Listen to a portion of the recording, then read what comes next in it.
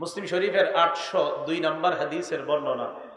আজকে আপনারা মাহফিলের পরে যারা বাসায় যাবেন, যাওয়ার আগে আজকে আপনারা আমার সাথে অন্তত এই ছোট্ট ওয়াদাটা করেন, কোরআনের নিম্নে 3টা আয়াত পড়বেন, তারপর বাসায় যাবেন। কয়টা আয়াত মাত্র? তো 3 আয়াত তো সবাই পারেন, পারেন না? আরে ইন্না আতাইনাকাল কাউসার পারেন না সবাই? তো 3 আয়াত তো সবাই পারেন, তাহলে কমপক্ষে কয়টা আয়াত পরে বাসায় ঢুকবেন? 3টা আয়াত করে। আচ্ছা, বাসায় ঢুকবেন, বাসার থেকে যে আসলেন, আসার সময় একটু মনে পড়ে গেছে 2টা আমল শিখিয়ে দিই, করবেন নি ইনশাল্লাহ? প্রথম আমলটা আবু দাউদ শরীফের 5094 নম্বর হাদিস, দ্বিতীয় আমলটা আবু দাউদ শরীফের 5095 নম্বর হাদিস, পাশাপাশি হাদিস। আবু দাউদ শরীফের 5094 নম্বর হাদিসের মধ্যে আসছে, রসুল আকরাম সাল্লাল্লাহু আলাইহি সাল্লামের বিবি আম্মাজান উম্মু সালামা রাদিয়াল্লাহু তাআলা আনহা উনি বর্ণনা করেন, মা খরাজান নবিয়্যু সাল্লাল্লাহু আলাইহি ওয়াসাল্লাম মিন বাইতি কাত্তু ইল্লা রাফা'a তারফাহু ইলাস সামা। আম্মাজান বলেন, আল্লাহ নবী আমার বাসা থেকে যখনই বের হতেন, হওয়ার পর চোখগুলা আকাশের দিকে উঠাইতেন, উঠিয়ে ফাকালা, তারপর বলতেন, আমি বলে যাই, আলেমদের থেকে পরবর্তীতে শিখে নিবেন, আমি আরবিও বলবো, বাংলাটাও বলে যাই, আল্লাহুম্মা ইন্নী আউযু বিকা আন আদিল্লা আও উদাল্লা। নবীজি বলতেন, আল্লাহ, আপনার কাছে পানাহ চাই, আমি যেন পথভ্রষ্ট না হই, আমাকে যেন পথভ্রষ্ট না করা হয়, আমি যেন পথভ্রষ্ট না হই, আমাকে যেন পথভ্রষ্ট না করা হয়। আও আজিল্লা আও উজাল্লা, আমি যেন বিচ্ছুত না হই, আমাকে যেন বিচ্ছুত না করা হয়। আও আজলিমা আও উজলামা, আমি যেন জুলুম না করি, আমার উপর যেন জুলুম না করা হয়। আও আজহালা আও ইউজহালা আলাইয়া, আমি যেন বোকা না হই, আমাকে যেন বোকা বানানো না হয়। কি দেখছেন কত সুন্দর? আল্লাহ, আমি যেন পথভ্রষ্ট না হই, আমাকে যেন পথভ্রষ্ট না করা হয়। আল্লাহ, আমি যেন বিচ্ছুত না হই, আমাকে যেন বিচ্ছুত না করা হয়। আল্লাহ, আমি যেন জালেম না হই, আমি যেন কারো উপর জুলুম না করি, আমার উপর যেন কেউ জুলুম না করে, আমাকে যেন জুলুম না করা হয়। আল্লাহ, আমি যেন বোকা না হই, আমাকে যেন বোকা বানানো না হয়। এই 4টি দোয়া রাসূল আকরাম সাল্লাল্লাহু আলাইহি সাল্লাম বাসা থেকে বের হয়ে করতেন। কারা কারা করবেন ইনশাআল্লাহ? বাংলাটা তো পারবেন ইনশাআল্লাহ, আরবিটা আলেমদের থেকে শিখে নেবেন ইনশাআল্লাহ। তাহলে বাংলাটা অন্তত একটু মনে রাখেন, যে আকাশের দিকে তাকাবেন ঘর থেকে বের হয়ে। এটা মাহফিলে আসছেন শুধু এই সময় পড়বেন তা না, বাজারে যাবেন, মসজিদে যাবেন, মানে ঘর থেকে বের হয়ে আকাশের দিকে তাকাবেন, তাকিয়ে বলবেন, আল্লাহ, আপনার কাছে পানাহ চাই, আমি যেন পথভ্রষ্ট না হই, আমাকে যেন পথভ্রষ্ট না করা হয়, আমি যেন বিচ্ছুত না হই, আমাকে যেন বিচ্ছুত না করা হয়, আমি যেন জুলুম না করি, আমাকে যেন জুলুম না করা হয়, আমি যেন বোকা না হই, আমাকে যেন বোকা বানানো না হয়। ইনশাল্লাহ সমস্ত বিপদ আপদ থেকে, পথভ্রষ্টতা থেকে, লাঞ্ছিত হওয়া থেকে, পথভ্রষ্ট হওয়া থেকে আল্লাহ আপনাকে হেফাজত করবেন। এটা একটু কঠিন ছিল দোয়াটা। আবু দাউদ শরীফের 5095 নাম্বার যে দোয়াটা, এটা আবার সহজ, এটা সবাই পারবেন, একবার শিখিয়ে দিলে পারবেন ইনশাআল্লাহ। قال رسول الله صلى الله عليه وسلم إذا خرج الرجل من بيته فقال, নবীজি বলেন, কোন ব্যক্তি যখন ঘর থেকে বের হয়, বের হওয়ার পর যদি এই দোয়াটা পড়ে, পড়েন আমার সাথে, বিসমিল্লাহ তাওয়াক্কালতু আলাল্লাহ লা হাওলা ওয়ালা কুওয়াতা ইল্লা বিল্লাহ। সহজ না? আচ্ছা, আরেকবার বলি সবাই, বিসমিল্লাহ তাওয়াক্কালতু আলাল্লাহ লা হাওলা ওয়ালা কুওয়াতা ইল্লা বিল্লাহ। বাচ্চা যখন স্কুলে যাবে, মাদ্রাসায় যাবে, বাচ্চাটার হাত ধরবেন, ধরে বলবেন, বলো, বাচ্চারা বলবেন, বলো বিসমিল্লাহ তাওয়াক্কালতু আলাল্লাহ লা হাওলা ওয়ালা কুওয়াতা ইল্লা বিল্লাহ। ইনশাআল্লাহ রাস্তাঘাটের বিপদ আপদ থেকে আল্লাহ হেফাজত করবে। এই দোয়াটা যদি পড়ে বের হন, বাচ্চাকে যদি এই দোয়াটা পড়িয়ে বের করেন, 3টা উপকার। বলেন কয়টা? 3টা। নবীজি বলেন, ইউকালু লাহু হুদিতা ওয়া কুফিতা ওয়া বুকিতা। 1 নাম্বার, ওই ব্যক্তিকে বলা হয় হুদিতা, তুমি হেদায়েত প্রাপ্ত হয়ে গিয়েছো। 2 নাম্বার, ওকুফিতা, আল্লাহ তোমার জন্য যথেষ্ট। 3 নাম্বার, ওবুকিতা, সমস্ত বিপদ আপদ থেকে তোমাকে হেফাজত করার জন্য আল্লাহই যথেষ্ট। এখন আরেকটু ঘটনা ঘটে গেছে, যখন আপনি এই দোয়া পড়বেন, কি তানাহা আনহু শাইতান, শয়তান আপনার থেকে দূরে যায়, যায় আর কয়, সর্বনাশ, এই ব্যক্তির কাছেও তোমরা যেও না। অন্য চেলাদেরকে কয়, কয় কেন? কয় হুদিয়া, কুফিয়া ভুকিয়া, এই ব্যক্তি পথপ্রাপ্ত হয়ে গিয়েছে, হেদায়েত প্রাপ্ত হয়ে গিয়েছে। কুফিয়া, আল্লাহ যথেষ্ট হয়ে গিয়েছে। ভুকিয়া, বিপদ আপদ থেকে লোকটা নিরাপদ। কি পারবেন ইনশাল্লাহ?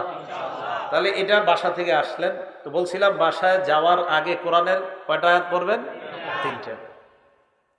মুসলিম শরীফের 802 নম্বর হাদিসের বর্ণনা, ক্বালা রাসূলুল্লাহ সাল্লাল্লাহু আলাইহি ওয়াসাল্লাম, নবীজি বলেন, আইয়ুহিব্বু আহাদুকুম ইযা রাজা'a ইলা আহলিহি আইয়াজিদা ফীহি সালাসা খলিফাতিন ইযামিন সিমান। নবীজি বলেন, তোমাদের কেউ যখন বাসায় যাও, বাসায় যাওয়ার পর বাসার মধ্যে গিয়ে 3টা মোটা তাজা গর্ভবতী উটনির মালিক কারা কারা হতে চাও? ওই জামানায় গর্ভবতী উটনির মালিক হওয়া মানে অনেক টাকা পয়সা থাকতে হবে। 3টা গর্ভবতী উটনির মোটা তাজার মালিক কারা কারা হতে চাও? কে কে পছন্দ করো? কুলনা নাম ইয়া রাসূলুল্লাহ, সবাই আমরা এটা চাই। নবীজি বললেন, সালাসু আয়াত ইয়াকরাউ বিহিন্না আহাদুকুম খায়রুল লাহু মিন সালাসি খলিফাতিন ইযামিন সিমান। তোমাদেরকে কোরআনের 3টা আয়াত পড়বে, এই 3টা আয়াত তার জন্য 3টা গর্ভবতী মোটা তাজা গর্ভবতী উটনির চাইতে আরো বেশি দামি হয়ে যায়। বিবিরে গিয়ে বলবেন, গর্ভবতী মোটা তাজা 3টা দামি উটনি, বর্তমান যুগে কোটি টাকার মালিক হতে হবে, এই জাতীয় লাখ লাখ টাকার মালিক হতে হবে। এই মালিক হলে 3টা গর্ভবতী মোটা তাজা উটনির মালিক হওয়া যায়। সেই মালিক আনার চাইতেও আরো বেশি দামি সম্পদ নিয়ে আমি আজকে ঘরে আসছি। কোরআনের 3টা আয়াত, আল্লাহ আমল করার তৌফিক দান করেন। হাদিসের একটা কিতাব আছে, নাম সহিহ ইবনে খুজাইমা। এই কিতাবের 1142 নম্বর হাদিসের বর্ণনা, ক্বালা রাসূলুল্লাহ সাল্লাল্লাহু আলাইহি ওয়াসাল্লাম, নবীজি বলেন, মান হাফাযা আলা হাউলাইস সালাওয়াতিল মাকতুবা, যে ব্যক্তি এই 5 ওয়াক্ত নামাজের প্রতি যত্নবান হয়, লাম ইয়াকুম মিনাল গাফিলিন, 5 ওয়াক্ত নামাজ যে ব্যক্তি আদায় করে সে গাফেলদের খাতায় আর থাকে না। এরপর আল্লাহ নবী বলেন, ওয়ামান ক্বারাআ ফি লাইলাতিন মিআতা আয়া লাম ইউকতাব মিনাল গাফিলিন, কোন ব্যক্তি যদি এক রাতে 100 আয়াত তেলাওয়াত করে তার নামটা গাফেলদের খাতায় লেখা হয় না। ওয়ামান সাল্লা ফি লাইলাতিন মিআতা আয়া বিমিআতি আয়া, কোন ব্যক্তি যদি রাতের বেলা তাহাজ্জুদের নামাজে কোরআনের 100 আয়াত তেলাওয়াত করে তার জন্য 2টা ফায়দা। 1 নাম্বার, লাম ইউকতাব মিনাল গাফিলিন, তার নামটা গাফেলদের খাতায় লেখা হয় না। 2 নাম্বার, ওয়া কুতিবা মিনাল কানিতিন, তার নামটা খালেস অনুগত বান্দা, যারা এই অনুগত বান্দাদের খাতায় লিপিবদ্ধ করা হয়। রাতের বেলা তাহাজ্জুদের নামাজে যদি 100 আয়াত তেলাওয়াত করতে পারেন। এরপর নবীজি বলেন, ওয়ামান সাল্লা ফি লাইলাতিন বিমিআতাই আয়া, কোন ব্যক্তি যদি রাতের বেলা তাহাজ্জুদে 200 আয়াত পড়ে, কুতিবা বিনাল কানিতিনাল মুখলিসিন, ওই ব্যক্তির নামটা ইখলাসওয়ালা, খালেস ইখলাসওয়ালা মুখলিস, একনিষ্ঠ আল্লাহর অনুগত বান্দাদের খাতায় তার নামটা লিপিবদ্ধ হয়ে যায়। এখন আপনারা যারা সাধারণ মানুষ আছেন, মনে মনে বলতেছেন, হুজুর আমরা তো আর 100-200 আয়াত পারি না, আমাদের জন্য কিছু একটা বলেন না। নবীজি সাল্লাল্লাহু আলাইহি সাল্লাম আপনাদের জন্য সহজে একটা আমল বলছে, সুবহানাল্লাহ।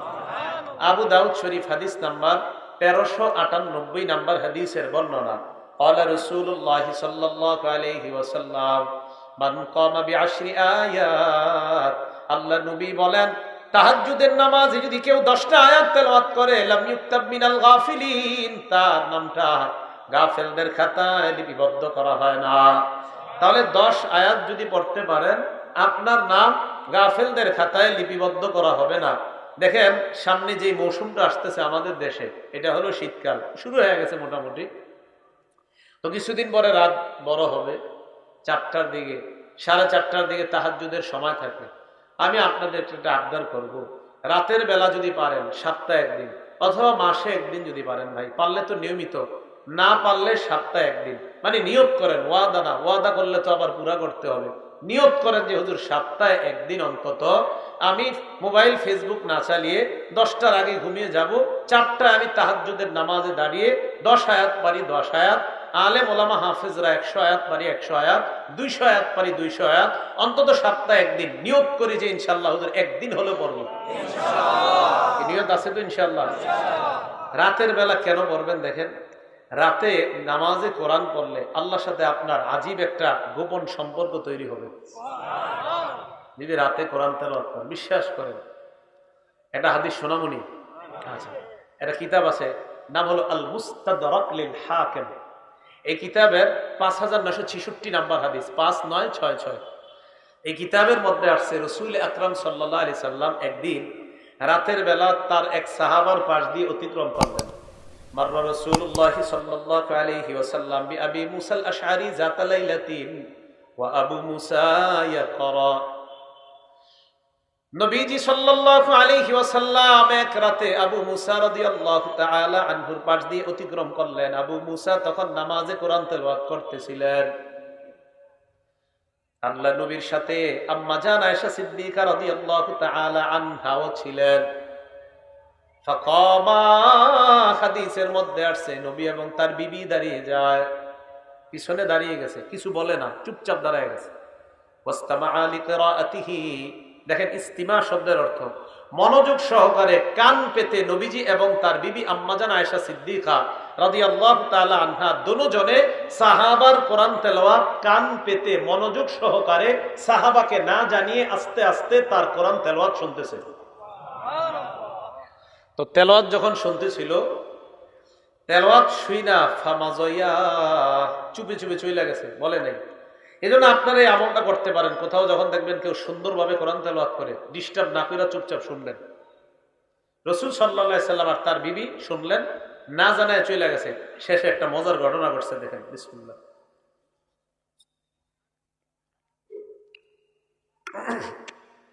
আল্লাহ, রাসূল আকরাম সাল্লাল্লাহু আলাইহি সাল্লামের সাহাবা আবু মুসা রাদিয়াল্লাহু তাআলা ফালাম্মা আসবাহ আবু মুসা, যখন সকাল হলো, আতান নবী সাল্লাল্লাহু আলাইহি ওয়াসাল্লাম, আল্লাহর নবীর কাছে আসলেন। নবীজির কাছে আসার পর আল্লাহর নবী বললেন, মাররতু বিকাল বারিহাতা আবু মুসা, রাতের বেলা আমি তোমার পাশ দিয়ে অতিক্রম করলাম। রাতের বেলা তোমার পাশ দিয়ে যাওয়ার সময় দেখলাম তুমি নামাজে কোরআন তেলাওয়াত করতেছিলা। আমার সাথে আয়েশা ছিল, ফাস্তামা'না লিকিরাআতিকা, আমরা দুজন দাঁড়িয়ে দাঁড়িয়ে তোমার কোরআন তেলাওয়াত মনোযোগ সহকারে শুনলাম।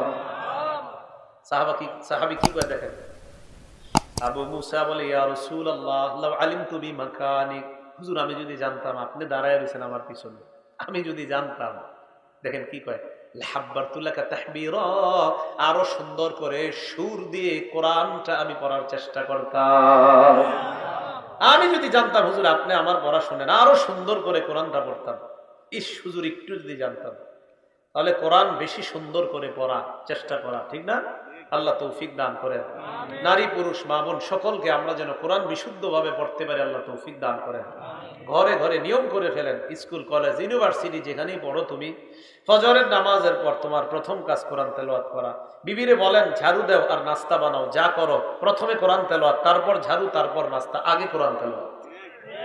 প্রত্যেকটা ঘরে ঘরে নিয়ম চালু করে দেন। রাসূল সাল্লাল্লাহু আলাইহি সাল্লামের সাহাবা আব্দুল্লাহ ইবনে মাসউদ রাদিয়াল্লাহু তাআলা, বুখারী শরীফের 5055 নাম্বার হাদিসের বর্ণনা। নবীজি সাল্লাল্লাহু আলাইহি সাল্লাম একদিন তার সাহাবা আব্দুল্লাহ ইবনে মাসউদ রাদিয়াল্লাহু তাআলা আনহুকে বললেন, ইকরা আলাইয়া ইয়া ইবনে মাসউদ, ও ইবনে মাসউদ তুমি আমাকে কোরআন পড়ে শোনাও। আব্দুল্লাহ ইবনে মাসউদ রাদিয়াল্লাহু তাআলা জবাব দিলেন, ইয়া রাসূলুল্লাহ আকরাউ আলাইকা উনজিলা, আমি আপনাকে কোরআন পড়ে শোনাবো, কোরআন আপনার উপর নাজিল করা হয়েছে। নবীজি বললেন, ইন্নী উহিব্বু আন আসমা'হু মিন গায়রি, আমার এটা ভালো লাগে, আমি অন্যের কাছ থেকে কোরআন শুনতে, এটাও আমি নবীর ভালো লাগে। তুমি আমাকে কোরআন পড়ে শোনাও, এটা আমার ভালো লাগে। তাহলে কোরআন পড়ার দলিলও পাইলাম, কোরআন অন্যের কাছ থেকে শোনারও দলিল পাইলাম। মাঝে মাঝে অন্যকে কোরআন আপনি শোনাবেন। নবীজি সাল্লাল্লাহু আলাইহি ওয়াসাল্লাম তার সাহাবা উবাই ইবনে কাব রাদিয়াল্লাহু তাআলা আনহুকে ডাক দিয়ে বললেন, উবাই, সহিহ বুখারীর বর্ণনা 4960 নম্বর হাদিসের বর্ণনা, আল্লাহ নবী উবাই ইবনে কাবকে বলে, উবাই ইন্নাল্লাহা আমারানি আন আকরা আলাইক, উবাই আল্লাহ আমাকে আদেশ করছে আমি যেন তোমাকে কোরআন পড়ে শোনাই। দেখেন এই জায়গায় কি হয়েছে, ঘটনা, একটা ঘটনা ঘটছে এই জায়গায়, আমি যেন তোমাকে কোরআন পড়ে শোনাই উবাই, আল্লাহ আমাকে আদেশ করছে। উবাই ইবনে কাব কই, ইয়া রাসূলুল্লাহ আল্লাহু সাম্মানি লাকা, হুজুর আল্লাহ কি আমার নামটা আপনার কাছে নিছে? মানে আল্লাহ কি এরকম বলছে যে উবাইকে, এই উবাই আমার নামটাকে আল্লাহ নিজ কুদরতি ভাবে উচ্চারণ করছে ওনার মুখে, কুদরতি মুখে, যে উবাই? নবীজি বললেন, হ্যাঁ, আল্লাহু সাম্মাক আলী, আল্লাহ তোমার নাম নিয়েই বলছে আমি যেন তোমাকে কোরআন শোনাই। তাহলে দেখেন নবীজির সাহাবা, তাদের মর্যাদা কি পরিমাণ। এই উবাই ইবনে কাব রাদিয়াল্লাহু তাআলা আনহু, উনি ছিলেন সাহাবাদের মধ্যে কারীদের মধ্যে শ্রেষ্ঠ একজন কারী। দেখছেন কোরআনের সাথে সম্পর্ক থাকার কারণে উবাই ইবনে কাবের আল্লাহর সাথে কতটা গভীর সম্পর্ক, যে আল্লাহ পাক উবাই ইবনে কাবের নাম নিয়ে, সহিহ বুখারীর বর্ণনা, নাম নিয়ে বলতেছে উবাই ইবনে কাবকে, হাবিব, ও আমার হাবিব, আপনি উবাই ইবনে কাবকে পড়া শোনান। তাহলে বলেন, কোরআন অন্যের কাছ থেকে শোনা, কোরআন পড়া, অন্যকে শোনানো, সবগুলার ফজিলত আছে না নাই?